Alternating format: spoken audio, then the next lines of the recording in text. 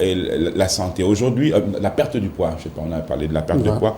Aujourd'hui, on parle de personnes qui ont envie de grossir. Évidemment, il y a des gens qui ont vraiment envie de grossir, docteur. Tout à fait. Ça, il faut le dire déjà. C'est vrai que il y a beaucoup qui cherchent plutôt à perdre. Ça, il faut le dire ainsi. Mais il y a une minorité également qui trouve qu'il y a problème. Ils doivent prendre un peu du culot. C'est tellement sur un problème pathologique, médical, d'ordre médical, c'est tellement pour un problème d'esthétique, parce qu'il veut prendre quelques grandeurs, ou encore parce que monsieur trouve que, voilà, il a besoin de la chair. Voilà. Donc, il y a autant de raisons, et ça, il faut dire qu'il y a autant de raisons, voilà, qui peut amener cette minorité de personnes à vouloir prendre du poids. Mais alors, il faudra prendre de la bonne manière, bien évidemment. Ça. Mais docteur, quelle valeur se considère, enfin, je veux dire, quelles sont les... Est-ce qu'il n'y a pas de conséquences? Ma question est tellement truffée d'éléments que j'ai envie de faire valoir. Quelle valeur se considère comme maigre? Enfin, quand on dit quelqu'un est maigre, il est comment? Bon voilà, il faut dire que déjà nous avons une valeur. Déjà, il y a ce qu'on appelle l'indice de masse corporelle, autant pour moi. Alors, qui nous dit que quand vous variez, il y a une valeur entre 18,5 et 25. D'accord. Ça, c'est normal. Quand vous êtes en dessous de 18, c'est-à-dire vous prenez votre poids, vous divisez par la taille au carré, bien évidemment. Quand vous êtes en dessous de 18, il s'agit, vous êtes maigre. Vous pouvez avoir 17, 16, 15, 13. L'état de maigresse, là, ça s'enfonce, ça devient sévère. Là, il y a donc problème. Alors, mais par contre, si vous êtes au-dessus, puisque nous en avons parlé hier, au-dessus de 25, on parle de surpoids. À 30, vous êtes obèse. Donc, mais aujourd'hui, on s'intéresse à la maigreur. Voilà. Voilà pourquoi les gens veulent prendre du poids. Certainement parce qu'ils n'ont pas un poids idéal, non seulement par rapport à leur taille. Évidemment, voilà pourquoi ils veulent prendre grossir. Voilà.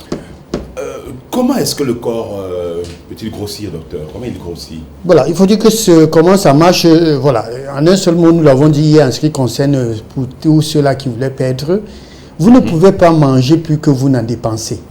Alors, aujourd'hui, c'est l'inverse. Vous devez plus manger que vous ne dépensez. Voilà, ça c'est vraiment l'inverse. Si vous dépensez plus que vous ne mangez, c'est autre chose. Et si vous mangez plus que vous ne dépensez, c'est autre chose. Mais aujourd'hui, il s'agit de plus dépenser que de... sédentariser aussi non plus. Parce que non, tout à fait. Oui. Ça, c'est autre chose. Mais aujourd'hui, il s'agit de plus manger que de se dépenser. D'accord. Voilà. Quand vous mangez plus, vous courez moins, vous marchez moins, vous dépensez moins en termes d'énergie, voilà, oui, pour ne pas trop. Pas beaucoup. Voilà, autant de choses. Dans de l'air conditionné. Vous allez quelque chose comme ça. Où il fait frais, où il n'y a pas de soleil, et puis vous emmagasinez des graisses. Voilà. Ça, c'est quand même un petit peu... Vraiment, les graisses, ça c'est le mot. Il vous emmagasinez les graisses, ça il faut le dire ainsi. Docteur, qu'est-ce qu'on doit changer dans son alimentation quand on est sur le processus, quand on est dans le processus quand on veut grossir? Voilà, quand on veut grossir, il faut dire que l'alimentation, il faut manger sain et équilibré. Mais sauf qu'il faut beaucoup plus accentuer sur ce qu'on appelle la graisse. Mais, oui, la graisse, c'est-à-dire du bon gras. Mais sauf qu'il faut manger du bon gras. Du bon gras. Voilà. Je prends un exemple, l'avocat. L'huile d'olive, du colza, tournesol, il y a beaucoup. Les noisettes, les amandes, ça c'est du bon gras. Du poisson, riche en oméga 3, ça c'est du bon gras. C'est-à-dire que si on se tape 2 poissons braisés tous les soirs, on risque... Non. Je corrige le tir, il ne peut pas braiser. Bon, oui, parce qu'ils vont vous dire je préfère le poisson braisé. Non, pas braisé. Moi, j'aime souvent le dire, le poisson braisé, à moins que vous l'avez fait chez vous à domicile, dans du four et tout. Mais au charbon et tout. Moi, j'ai souvent l'habitude de dire que c'est cancérigène. Donc, faites très attention avec ce qu'on fait sur la... Bon. Et le fait de grignoter, cela le fait de grignoter à tous les coups quelques cacahuètes par-ci, un peu de chocolat par-là. Ça également, il faut éviter. C'est pas le fait de grignoter. Dans le processus ça c'est... Puisqu'il s'agit de perdre, autant pour moi, de prendre du poids sainement, ça il faut le dire ainsi. Voilà. De la bonne manière. Alors, grignoter, ça c'est autre chose. Vous risquerez de vous retrouver dans le surpoids. Mais sainement, vous ne voulez pas dire que vous devez grignoter. Vous pouvez prendre des collations qui n'ont rien à y voir avec le grignotage.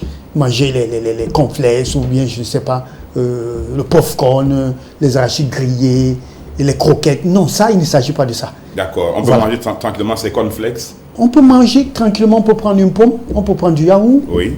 Comme collation, on peut prendre des fruits. Voilà. Il y a autant de choses qu'on peut manger et qui fait du bien pour notre corps. Voilà. Docteur, nombre de calories à ingérer, facteurs à risque, et puis tenir en compte, mais déjà, nombre de calories à ingérer. Oui, ça c'est vrai qu'on a souvent l'impression de croire que pour prendre du poids, il faut manger beaucoup. Il faut manger beaucoup, la quantité. Non, ce n'est pas la quantité qui compte, ça il faut le dire ainsi, c'est la régularité. Oui, c'est la régularité, parce que la quantité qui dit quantité, on risquerait de se retrouver dans ce qu'on appelle la malbouffe. Voilà. Nombre de calories, oui, à ingérer, il faut dire qu'il faut rencontrer, en ce moment-là, il faut rencontrer un expert. Il faut rencontrer un diététicien ou bien un nutritionniste qui doit tenir compte de certains nombres de facteurs, bien évidemment, en commençant par l'âge, en commençant par votre poids déjà que vous avez. Et ça, il faut passer par un certain nombre de calculs et tout. Tenant compte du sexe, ça c'est important. Tenant compte également de votre physique, de vos dépenses, pour ne pas dire de ce que vous faites comme travail. Parce que la prise en charge de celui qui est maçon serait différente de celui qui travaille dans un bureau. Donc il faut dire que voilà les facteurs qu'il faudra tenir en compte, l'âge, le sexe, dépenses physiques, voilà ça autant de choses qu'il faut tenir en compte. Mais maintenant, nombre de calories, c'est l'expert qui va pouvoir calculer, parce qu'il faut dire que pour pouvoir calculer le nombre de calories, ça diffère avec celle de la femme, l'homme et la femme. Donc il faut tenir compte de tous ces facteurs-là pour pouvoir justement vous dire, monsieur, madame, vous devez consommer en moyenne telle quantité, tel nombre de calories par jour pour pouvoir prendre du poids. Voilà. Doit-on faire le sport pendant cette période où on est en train de grossir? Oui, le sport est incontournable. Hier, nous l'avons dit également en ce qui concerne la perte de poids, pour ceux qui pensent que non, on ne devrait pas faire du sport si on veut bien évidemment perdre du poids. Non. Que ça soit prendre du poids, que ça soit perdre du poids, le sport est très important.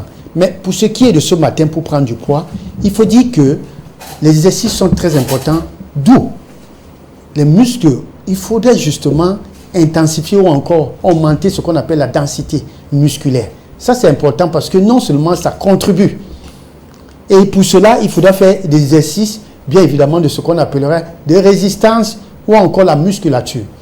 Il ne s'agit pas d'aller porter le fer. Il y a des exercices de musculature, le squash, les pompes. Il y a tellement d'exercices que vous n'avez pas besoin de porter le fer.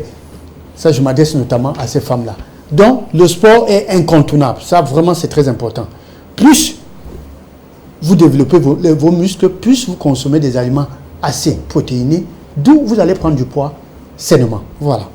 Docteur, collation ou pas? Et puis pourquoi se faire accompagner d'un spécialiste comme vous dites? Mais déjà, collation ou pas? Collation, oui. Collation surtout pour ces personnes-là qui mangent, qui se rassasient rapidement. Parce que quand ils mangent, ils disent qu'ils sentent trop plein. Le ventre est déjà... Pour ces personnes-là, ils doivent accompagner avec ce qu'on appelle les collations. Les collations, c'est quoi? C'est ces petites choses qu'on prenne en attendant le grand repas, s'il faut le dire. Parce que nous avons le petit déjeuner. Après le petit déjeuner, vous pouvez prendre les collations vers 9h, 10h. À midi, vous mangez. Vers 15h, vous prenez collation. Alors, vers 19h, vous mangez également. Et ça, c'est bon. Donc, vous avez 3 repas et 2 collations par jour. Ce qu'on pourrait encore appeler goûter. Ça, c'est important. Surtout dans le processus de vouloir prendre du poids. Vous devez prendre des collations. Et j'ai dit, les collations, ce n'est pas de manger n'importe quoi. On peut prendre des fruits, on peut prendre du yaourt. On prend des choses bien, on peut manger des carottes, des concombres, du poivron, voilà, des aubergines. Il y a autant de choses qu'il faut manger. Ça, c'est important. Voilà. Et vous disiez qu'il faut absolument se faire suivre par un spécialiste. Oui, il faut, justement, voilà pourquoi il faut s'accompagner, parce qu'il faut dire qu'il y a l'aspect conditionnel.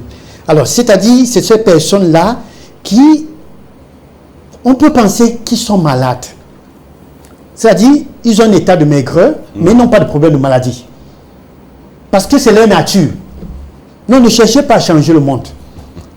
C'est leur nature. C'est un problème de sang, s'il faut dire ça ainsi. Ils ne vont jamais prendre du poids. Vous faites un bilan, vous ne trouvez rien. Ils n'ont pas de problème de santé. mais ils ont une valeur en dessous de 18. Non, ne cherchez pas à chercher, plutôt ne cherchez pas des problèmes quand il faut le dire ainsi. Parce que c'est justement à vouloir à tout prix prendre du poids que vous allez vous trouver dans des problèmes. Non, il faut connaître votre nature, il faut connaître votre corps. Ça, c'est important. Maintenant, se faire toujours accompagner. Pourquoi? Parce qu'il peut s'avérer que ça soit un problème pathologique, d'ordre médical. Oui. Nous l'avons dit hier. Vous pouvez être en train de perdre le poids tout simplement parce que vous avez une infection sévère. Vous avez une maladie chronique. Ça peut être le VIH, ça peut être l'hépatite, ça peut être le cancer. Il y a autant de maladies. Vous pouvez être en train de déprimer et ça vous fait perdre du poids, justement. Donc, quand c'est ainsi, il faudra vous faire accompagner par un spécialiste qui va déceler la cause de l'état de maigreur afin de pouvoir corriger une prise en charge et maintenant vous accompagner pour que vous puissiez prendre du poids. Ça, voilà pourquoi il faut se faire accompagner. Voilà. Malbouffe et perte du poids, docteur. Est-ce que les vitamines font aussi grossir? Non, non, d'abord, la malbouffe et prise de poids. Voilà, la malbouffe, ça vous le savez, mon commandant, c'est manger à tout vent, n'importe comment. Grignoter, ne pas respecter les horaires. C'est-à-dire que le mec qui vend les escargots, il passe par là, on chope un peu. On chope, c'est de manger du héros, en même temps on mange du héros, on mange de la sauce jaune. Il y a le gars qui vend les arachides là, il sait plus s'il fait l'expérience. Voilà. Lui aussi, on vous en prenez. Ça, c'est ce qu'on appelle la malbouffe. Manger à 2h, 3h du matin, ainsi de suite, c'est tout ça, c'est la malbouffe. Ça, il faut le dire. Franchement, ça, c'est des problèmes encore que vous cherchez. Vouloir grossir et trouver comme méthode la malbouffe, ça, c'est des problèmes. C'est être exposé aux maladies cardiovasculaires, c'est être exposé au diabète, c'est être exposé, il y a autant de choses, au cancer. C'est être exposé à beaucoup de choses. Ça, il faut le dire ainsi. Ça ne fait pas bon ménage. Vouloir grossir, malbouffe, vraiment, ça ne fait pas bon ménage. Ça, il faut le dire ainsi. Et les vitamines font-elles grossir? Les vitamines, non, incitent plutôt à l'appétit. Ça, je m'adresse à tous ceux-là qui pensent qu'il faut consommer des suppléments nutritionnels ou des compléments alimentaires pour grossir. Non, aucunement pas. Les vitamines ne font pas grossir. Il y a des femmes même qui ont peur quand vous les prescrivez la vitamine B, disent que non, docteur, ça va vous faire prendre du poids. Non, ce n'est pas cette vitamine qui vous fait. C'est tout simplement parce que ça vous excite à l'appétit. Il y a des gens même que vous prescrivez la vitamine B qui n'arrivent pas toujours à trouver l'appétit parce qu'ils ont un problème, ils ont une pathologie qui les empêche de vouloir trouver l'appétit. Donc, il faut dire les vitamines, non, aucunement. Ça vous excite à l'appétit et c'est pendant que vous mangez que vous corrigez des carences. Donc, c'est une alimentation variée, équilibrée, ça il faut le dire ainsi, qui vous feront prendre du poids. Et comme je l'ai souvent dit, c'est de savoir quoi manger, comment manger et quand manger. Et mon commandant, il faut dire qu'il y a une conséquence à ce qu'on appelle l'état de maigreur. Ça, c'est important de le dire pour qu'on sache. Quand vous avez un poids en dessous de la normale, il faut faire très attention parce que vous êtes exposé à ce qu'on appelle l'ostéoporose, une fragilité osseuse. Je voudrais m'adresser à ces femmes qui nous suivent. Vous êtes exposé également à un problème de fertilité. Votre chance de pouvoir procréer est réduite. Ça, il faut le dire, l'état de maigreur. D'où il faut corriger. Donc, on devrait peser en fonction de sa taille. Vous ne pouvez pas avoir 1,80 m, vous pesez 50 kg. Ça, ce n'est pas normal. Il faut corriger ça. Voilà. Docteur, finalement, il nous reste quelques secondes, mais j'aimerais bien que vous nous passiez quelques conseils avant de repartir, avant la pub. Conseils peut-être, avant de vous laisser repartir, docteur. Oui, le conseil que je peux donner, que ça je l'ai dit déjà à l'introduction, c'est de dire que tout le monde devrait avoir un poids idéal.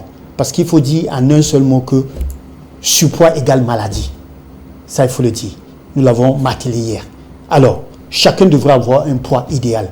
Ce n'est pas l'apparence. Évitez qu'on parle, le fait que vous soyez petit de corps, c'est qu'on affiche une étiquette que non, c'est parce qu'il est malade.